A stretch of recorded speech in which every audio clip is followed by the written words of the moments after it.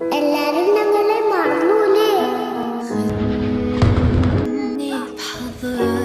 എന്റെ റൂഹായ റൂഹിനെ നെഞ്ചോട് ചേർത്ത് പൊട്ടിക്കരയുന്ന ഉപ്പൂപ്പാനെ ബോംബ് തീർത്ത് പേമായ്ക്കടിയിലിരുന്ന് വസീയത്തിരിയ ഹയനെ.